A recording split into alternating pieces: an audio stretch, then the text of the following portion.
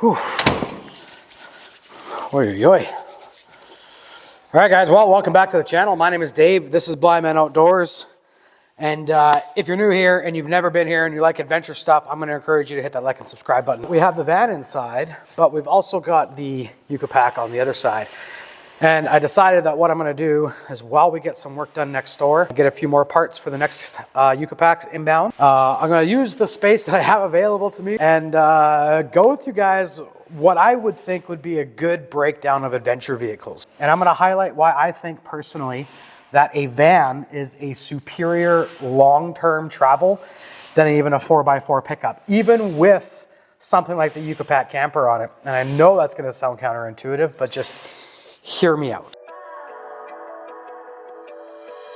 Hi, my name's Dave, and I've spent most of my life outdoors here in Canada's Western frontier.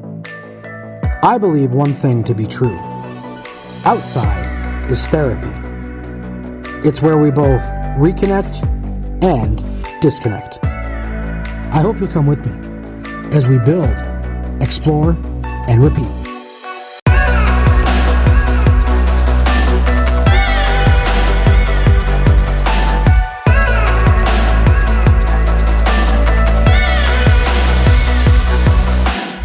Okay, so obviously, we're looking at two very, very different vehicles here, right? So we've got an extraordinarily capable, close to a $50,000 off-road touring adventure camper expedition truck against a very, very budget-friendly Econoline camper van that you could probably build yourself, not even probably, that you could build yourself. And this is a two-wheel drive, gasoline-powered E350, so it's made by Ford on the Ford chassis. And personally, I love this thing. I really, really do enjoy driving it. It is comfortable, and to be honest, it gets better fuel mileage than my mid-size pickup does. Now, again, that thing is pretty torqued out and it's not re-geared yet, so some things will change. But as you guys can see, there's a big difference in the two vehicles. At least for me, in most of my daily living, that really does the adventure truck is really more my speed. But as far as long-term, like I'm talking, 6 months kind of thing. Like if you want to be on the road for 6 months, you want to drive the Pan Am and you want to drag it out, or you want to do like a cross-country, cross-province, cross-state tour and really just spend time in these little cool towns and learn, I would probably consider a van. We'll go through exactly why that is. Okay, so here's the thing.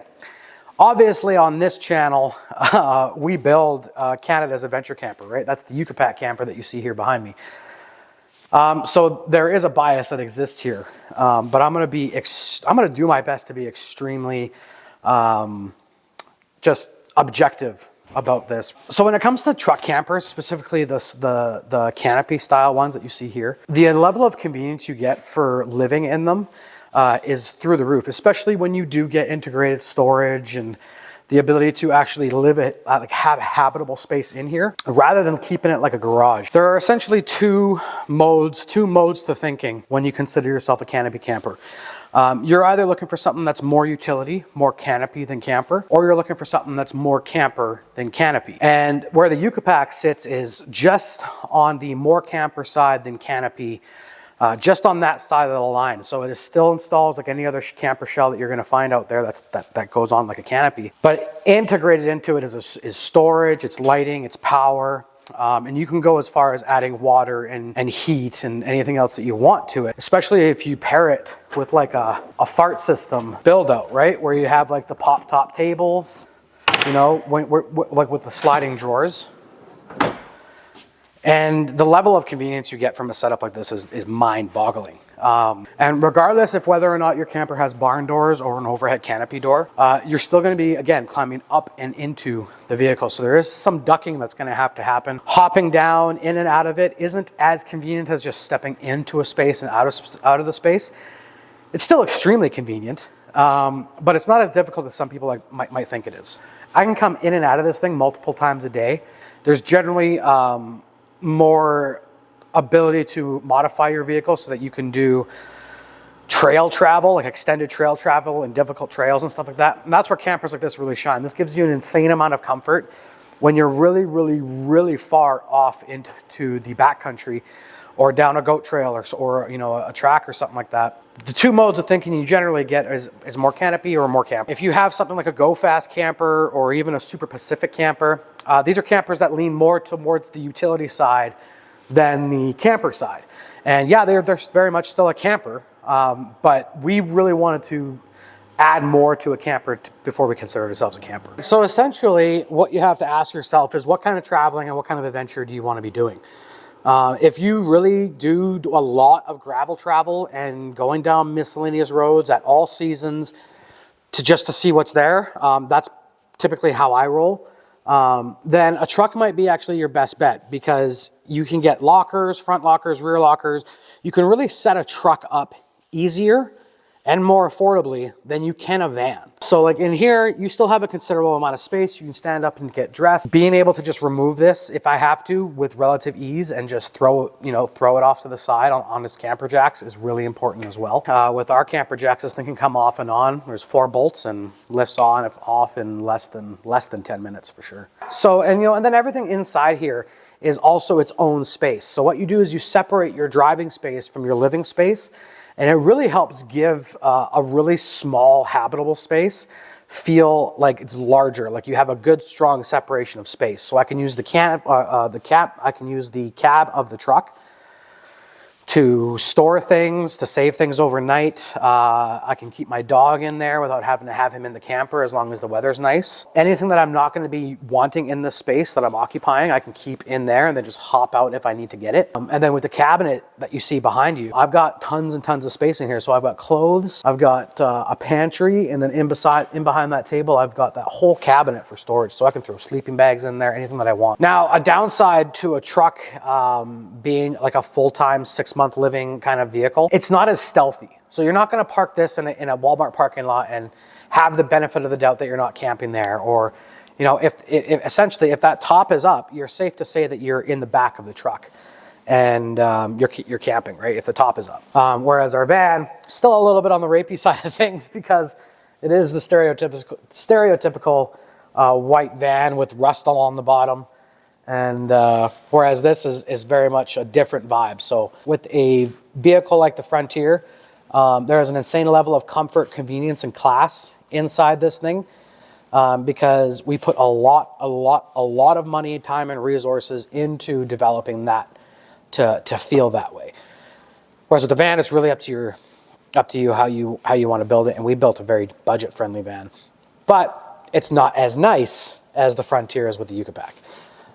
So budget-wise, you can usually get into a camper like this for about $10,000 American. Some are a little higher than that, some are a little lower than that. So another obvious benefit from a truck over a van is obviously drivability. So if you're not used to driving big, bulky vehicles, and you're going somewhere that's going to require, like that has really narrowed roads or, you're not so sure about it, getting into a mid-sized truck is going to feel very similar depending on who makes it.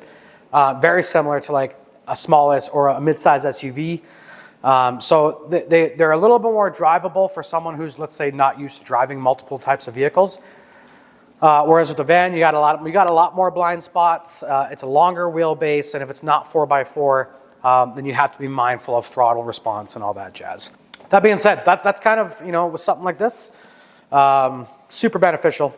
And you can kind of kit your truck out however you want. As you can tell here, we got, rear seat deletes and mole panels and a whole bunch of gear on the inside. And, with that Yucapac camper, it really does give you a lot of usable space on the other side. So ultimately, having an adventure truck is, it's probably my favorite way to go when it comes to outdoor adventuring from a home base. I think a van can serve as a home base, but I don't necessarily think I would full-time live out of a Yucapac camper, at least like permanently. Like I wouldn't permanently live in one. However, I could probably pull it off with a van because a van gives me the ability to come in and out much like you would walk into any other door. And then it has just a lot more livable space inside. You can move around, you can get things done. Dare I say, you could probably even do a basic workout in there. with some stretches and some push-ups and some sit-ups. I mean, overall, it's a lot more convenient. So this is gonna look probably super basic compared to like the adventure truck, where it's nice, refined, looks high quality. The van is gonna look more like a rustic cabin because that's the budget that we're working with. And with the van that we specifically got here today, it's an old van. It's got 318,000 miles on it. Sorry, 318,000 kilometers on it. The odds that the maintenance schedule has been kept up to date on a van that you purchase from either city, a county, or something like that, it's really high actually. And our van runs like a top. It's completely tip-top shape mechanically. However, the body is pretty rough. So when I was deciding to do a van, there was one thing that I really needed to consider, to do it on an extreme budget. So the van itself is a 2003 E350 Econoline cargo van. There was like 3 stipulations we had. One is we couldn't go over $500 for the build. That was just period. $500 for excluding the van. So $500 for everything. And we didn't even come close to the $500 mark. I think we're at about $300, $350 on average for how much everything that you see here. Keeping in mind that we do have a lot of camping gear that just was in storage. I did recently sell my house, and I sold my house last year, and I ended up having all the camping gear, and I'm only renting a small apartment now, so I didn't have a lot of places to put it, and now I do actually. So the van had to come in at a budget. This was an extreme budget build, and I wanted to see if it could even be done. Could you actually build an adventure vehicle for under $500 that was comfortable and you would actually want to spend time in? And I'm not going to lie, I've spent a considerable amount of time in this van now, and anybody else who has as well, including my dad and my little brother Zach, agree that just hanging out in here is just a really good space. It's got a good vibe to it, and it's got a really cabin feel. So originally what I did is I've actually just gone through and insulated with just standard household fiberglass insulation and just stuffed it into every nook and cranny that I could, insulating the actual panel van itself, insulating the actual skin itself. And then we put some Reflectix along the side of the wall just as a bit of a vapor barrier. And then we framed, we put timbers on and then we framed it. So there's a lot of people that will tell you straight up that you don't frame anything until you put a vapor barrier on it because the wood can hold moisture. And you don't want to rot the body of the vehicle out, especially if you're dealing with a lot of condensation. We do have forced air here, and we will be putting in a pellet stove as well. So it's going to be a very consistent dry heat inside here. Although if this van, for whatever reason, does get sold and make its way to the coast, where there's lots of humidity in the air, that might be something that needs to be addressed. But as for us, keeping the budget skinny and keeping our build days really low, we only had about 2 or 3 days to build this van. And we built it in about that time. I think the total was about 3 or 4 days. Working at like maybe 4 hours or 6 hours a day because we still have to work during the day here at the shop. So I had lots of gear that I was able to kind of just pick and choose from. We did end up buying some materials. So we bought 1 sheet of plywood. We bought the cedar plank paneling that you see along the walls here. And then we also picked up some basic timber, 1.5 by 1.5. And some deckings for the bed frame and the cabinet that you actually see here, the counter space that you actually see here.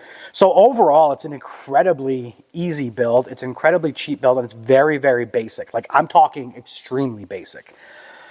We run everything off of a deep cycle battery that's running out of a trolling box that has a whole bunch of connections to it. And then we run our diesel heater, our fridge, all of our lights, and it charges everything itself. There's a 5 amp NOCO battery charger underneath the cabin as well, and we just plug that thing in when we need to. We're also making plans to permanently install a diesel heater in here, as well as permanently install some NOCO plugs and some solar panels.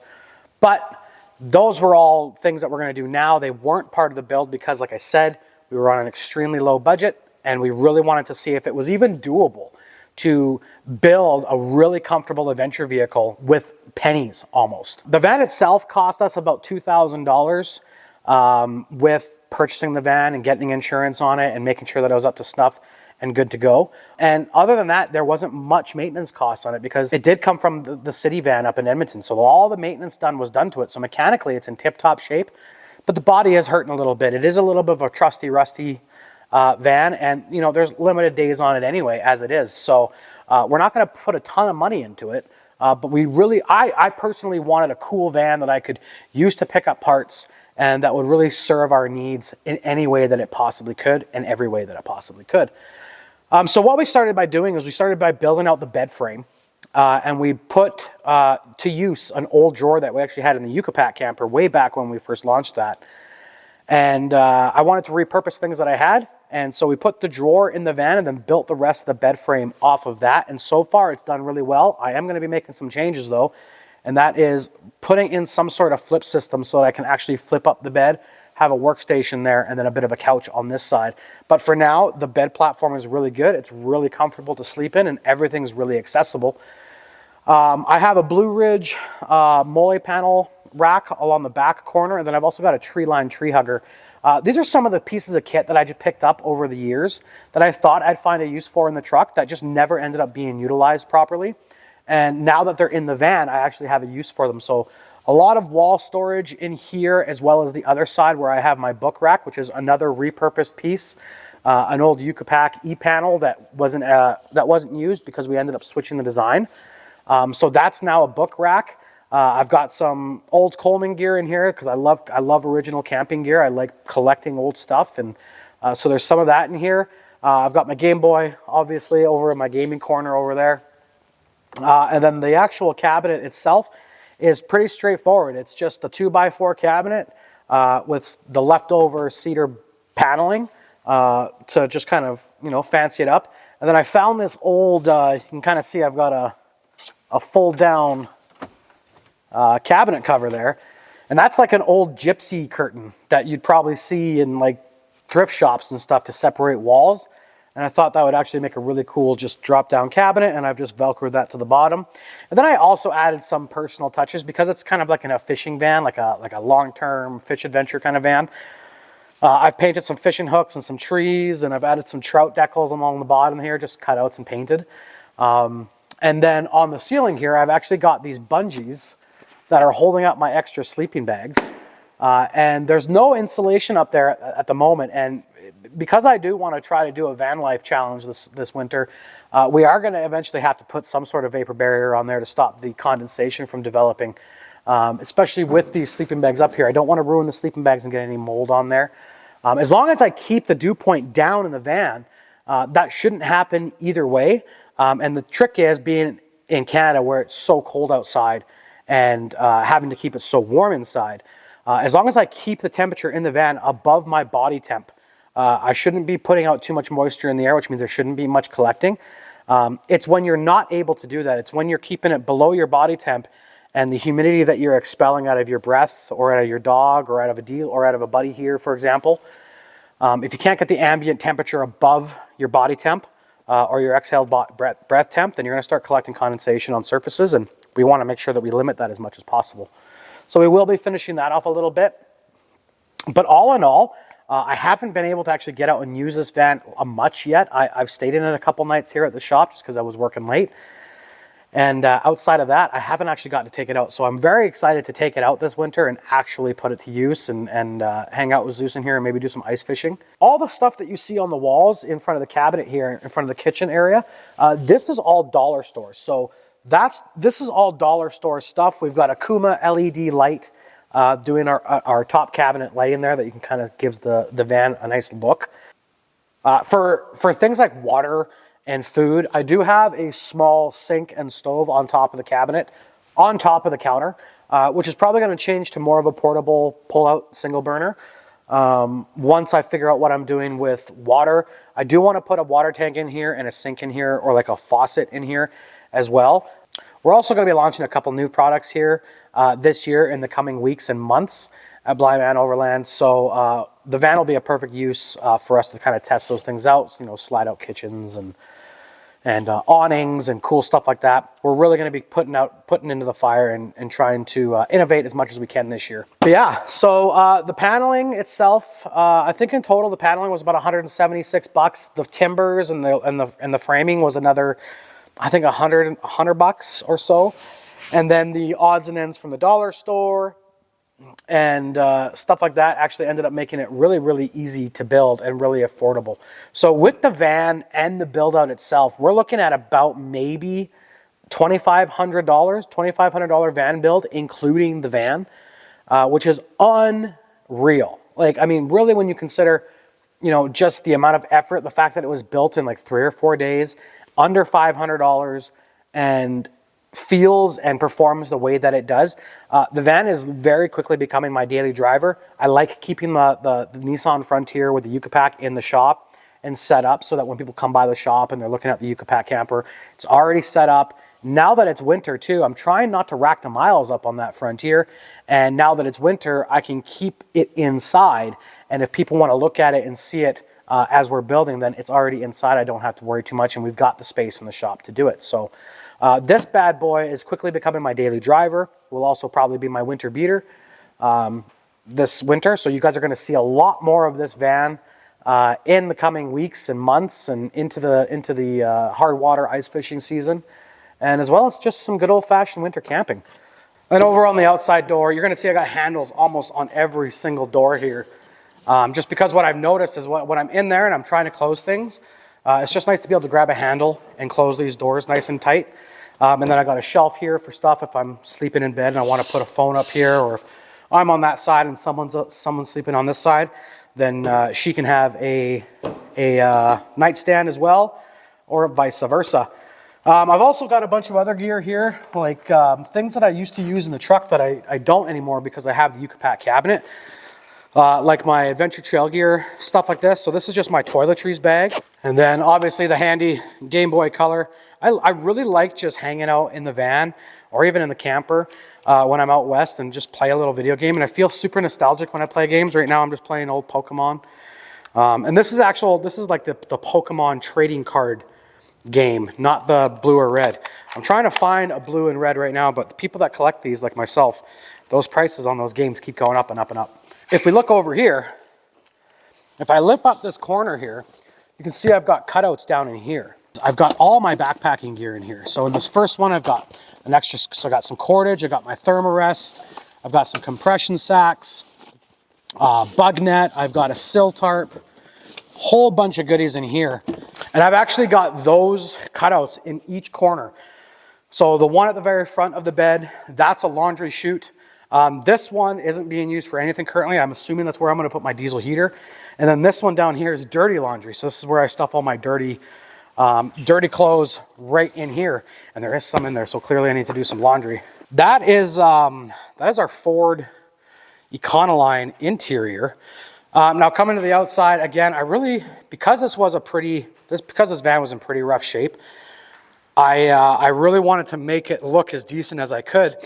So last week we installed a gasoline S-bar heater on Troy and his wife's van. They're living the van life right now here in Lacombe, and they recently switched to a high top, and they had this rack on their old Chevy van. And I did a little horse trade with them, and I said, hey, you know what? I'll give you guys a hand installing your diesel or your gasoline heater or your wiring in your van, and you guys can, spot me out this awesome roof rack. So this is a full-length rack. It goes the entire length of the van, and my personally favorite accessory is this ladder here. So this ladder is actually a dolly, like a hand truck. And what I've done is I've just trimmed it down significantly. I've added a piece of angle iron to the bottom, and then put some riv nuts in the body in an area where it's got a lot of material, so there's no chance of over flexing or anything like that. And then I've bolted the ladder, the dolly, to that angle iron. So the whole thing is completely removable. And then I just added a bend to the dolly to follow the contour of the van. And most importantly, it's got this massive jug grab handle right here. So when you're getting up on the rack, you got a good 3 points of contact there. Currently running just basically rusty steely wheels with studded winter tires. Then we did a DIY Raptor liner around the front and the bumpers and the rear bumpers. And that's what you're looking at, guys. That's our 2003 van. And then we did also same thing. We added some fish hooks to the outside and a couple of just little, hey, it's not a work van, just so people are aware. We got our Blind Man Overland 10-pound propane tank carrier on the side here. Now this one actually comes with a little spot where you can actually lock it. These will be available on our store here really quick as well. And we're gonna have a new style of strap on it as well. But so far, these 10-pounders are really, really nice. You can carry a full 10-pound bottle on your door. We've also got the 5-pound version of these coming up on the store here. Those should be on the store relatively quick. Now, obviously, I'm gonna caveat this by saying what I usually say on all my videos is you don't need a van or a truck to do what we do, to do what you wanna do out in the backcountry. You just have to get out there, explore, use what you have, whether that's a Toyota Yaris, a Nissan Micra, a Subaru Forester, a Nissan Frontier, or an E350, or a Sprinter. Whatever it is that you have that gets you out into the wild places and enjoy yourself out there and exploring and spending time outside, rejuvenating and recuperating from the craziness that is the normal society and life. That's really what it's all about. So yeah, if you guys want to know more, drop it down in the comments there, hit the like button. You can also shoot me an email at dave@blindmanoverland.com, and stay tuned for November 24th, because that's when our Dragon's Den episode pitching the Yucatan campers to the Dragons will air on TV. And if you guys want to support us, you know, just jump on there and watch that on CBC. If you have TV, I'm gonna have to find someone that still has cable TV, because I don't think I've had cable TV. But until the next video, guys, I want to encourage you to live free and be wild, and we'll see you on the next one.